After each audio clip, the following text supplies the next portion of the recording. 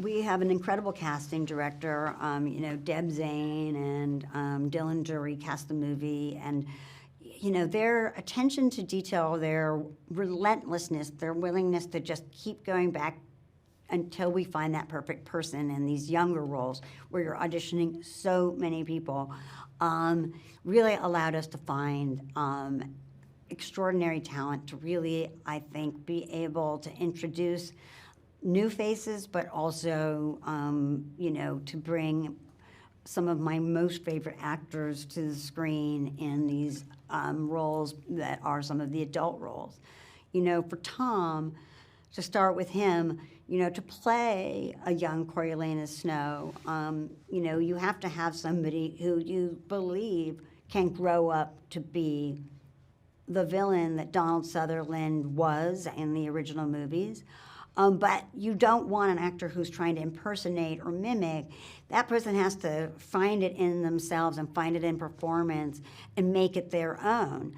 And Tom brings incredible subtlety, incredible nuance, incredible kind of craft really to this character and to his relationships with, the other cast members. He's an actor who his performance is so dependent on his scene partner. He's not going to give the same reading. When we were in our audition phase or chemistry reads, he's never going to give the same reading twice because he's working with different actors, and each one of them, he's really focused on what they're bringing. He also has to hold his own against the Viola Davises and the Peter Dinklages of the world. That is no small feat. And so with Tom, he's a movie star through and through. He can tell a story in a close-up with just his face. He's smart. He is demanding of himself.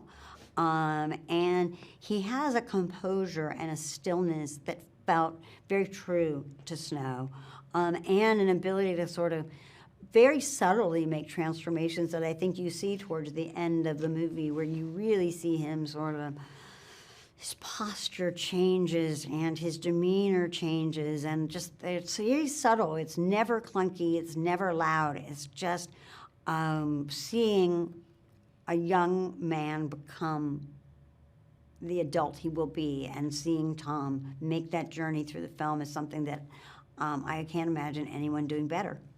To cast Lucy Gray Baird is a really huge challenge because in addition to having a very complex character, a young woman who has seen a lot, who's been through a lot, who is a performer, who can hold an audience in the palm of their hand, who can shapeshift according to circumstance, and then sing like nobody's business, somebody whose voice and ability to perform and command an audience it's an essential part of her character.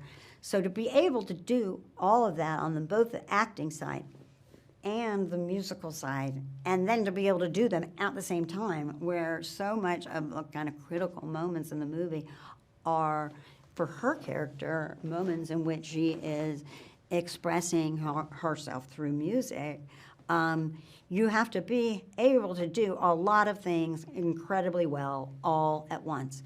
And, Rachel's voice, it stops you in your tracks. When she sings on set, she chose, which is very unusual, to sing live.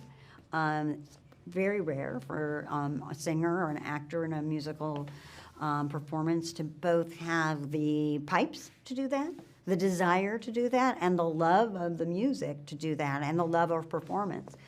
And so, we knew from just the emotion and power of those performances, as we shot them, what an extraordinary gift she was for us. And I love that she is not like Snow. She's not a constant character. They are shapeshifters. They meet each other and connect through performance. They are not always who they seem on the surface, and they both know that about each other, and I find that really compelling and feel like these are both actors who are really able to pull that off. with Josh playing Sejanus, that was one of our hardest roles to cast. We actually had to rewrite the script a few times to get the Sejanus voice right, because where he is really the conscience of the film, he is a person whose values are clearest and most passionately held and communicated. Nobody likes a goody two-shoes or really earnest character. It's really easy for a character to feel boring, pedantic. And Josh has this sort of incredible sense of humor and very natural style. He's incredibly grounded as an actor. He is not a showboat. He is not. He brings so much of himself, but he also brings this sort of fundamental goodness, but with a drive that is so great that he also is willing to take some crazy risks that become pretty darn scary for him and ultimately for Snow as well. And Josh came in and he stole the part with his audition. We had just done a rewrite of the role, and so he was performing our new sides. He knocked our socks off. And then I discovered, after I had loved his audition and he had really stolen the part, that he happened to be the boyfriend of Rachel Zegler. And I guess I just wasn't up on my latest Hollywood couples, did not know that, and was really surprised and thrilled to then get an unexpected call from Rachel's representative saying, well, she didn't think she wanted to go straight into another movie, but now that you've just cast her boyfriend, is it too late for you to reconsider her? I think Hunger Games fans, I think they will love the music. I think they will love to see where the music, certainly that they know from the original movies, where some of it came from, and how these stories that were, inherited by Katniss were actually passed down through music, and particularly through, a song like The Hanging Tree from Lucy Gray. I also think that fans will love to learn.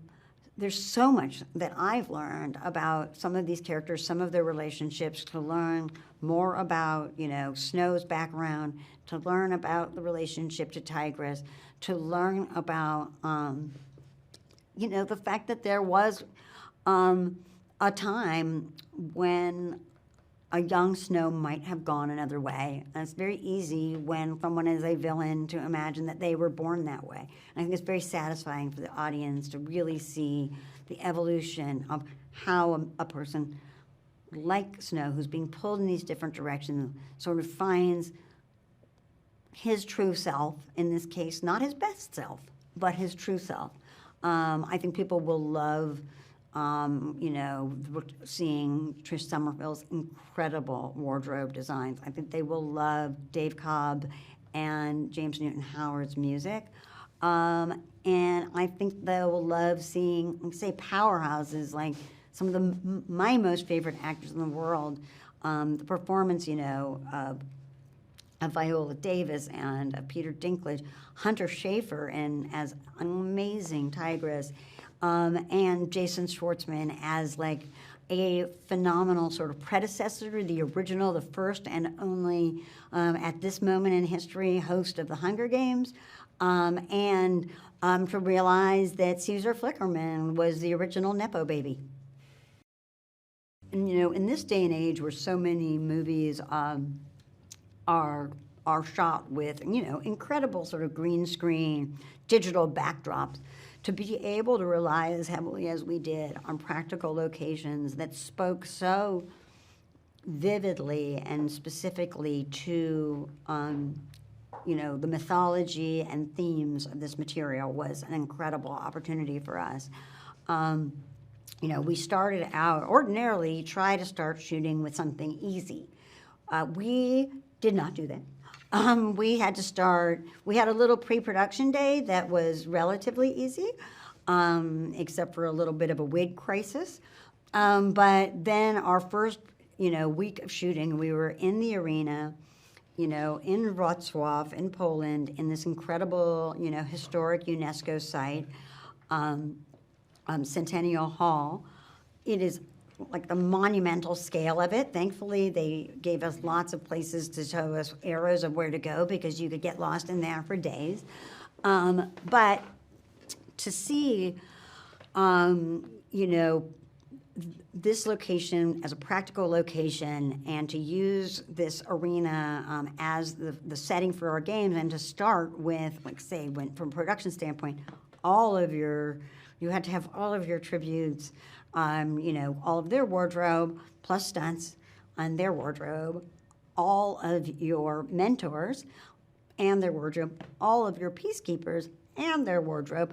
It was a lot to start with. And then these big action set pieces. You know, we started with the arena in its destroyed state. And then later on came to the arena prior to that. And so you are starting with, honestly, for every department, some of the hardest work you'll do for the whole show, we started there because that's when we had access to this incredible location. And once we'd seen it, there was no way we weren't going to figure out how to shoot there, but that was the window. We had to make it work. And so we really got to dive into the deep end.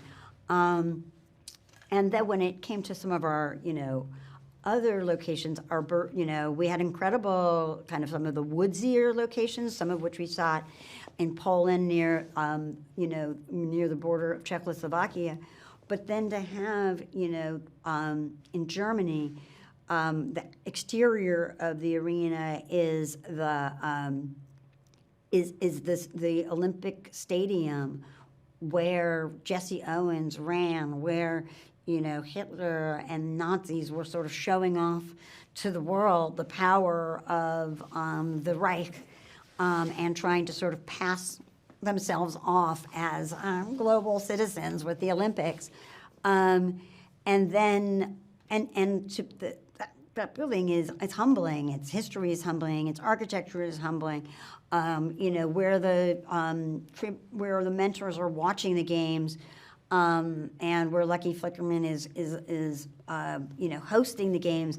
That's shot in that same compound in an Olympic fencing arena from that same period. So to have these historical buildings that had so much incredible power just because of where they were, what they stood for, and to be able to shoot in those was amazing. And then just some of the scope and scale, you know, the set where the tributes are interviewed by the mentors is an incredible historic site in Leipzig. It looks like a set you would have built in any other movie, but we had just, you know, through our production design team, our locations team, some of the most, you know, like jaw-dropping locations I've ever got to work in throughout my career.